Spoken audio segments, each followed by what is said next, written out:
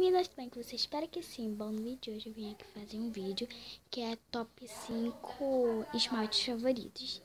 E é de pintar unha, sabe? Então vamos começar. Bom, meu primeiro favorito, não, meu quinto favorito, né? É esse amarelo da Tom Vivo,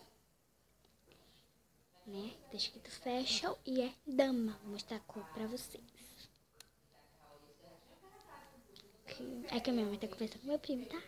Aí não se importem, mas conversa dele. Ó, ele é muito forte.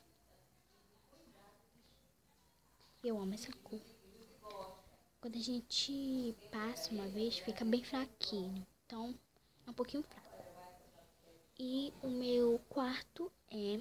Esse aqui também é da Tom Vivo, só que ele é for fashion também. Ele é rosa pink. Vou mostrar aqui pra vocês. Tá duro. Gente, eu vou ficar aqui, ó, forçando muito, porque senão eu vou enrolar o vídeo, né? E vamos lá. Depois eu volto com ele aberto, tá? Tá aqui, ó. Ele é muito lindo. Ele também, quando a gente passa pela primeira camada, ele também fica fraquinho. O meu terceiro, gente. Não. Esse aqui, ó, ele é da Fique Color, não sei falar esse nome. Ele é 2 em 1. E ele é de secagem rápida, ele é de uva.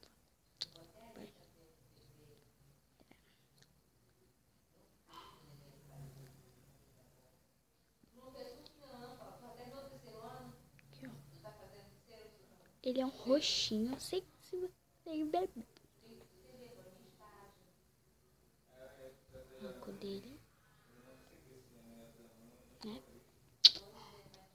Fechar.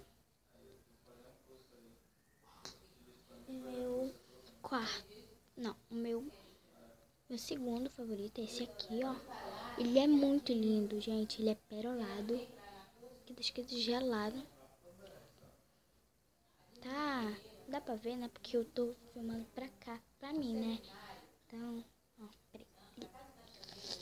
Ele é muito lindo, gente. Ele é muito lindo. Olha essa cor.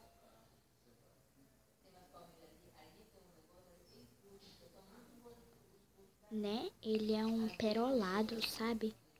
Ele é um azul marinho, e ele é cheio de pérola, né? E o meu primeiro é esse aqui. Ele é um glitter. Não sei se você dá pra ver bem. Mais um que tem que abrir com força. Ó, pronto. Ó. Vou mexer aqui pra vocês verem que tá brilhando.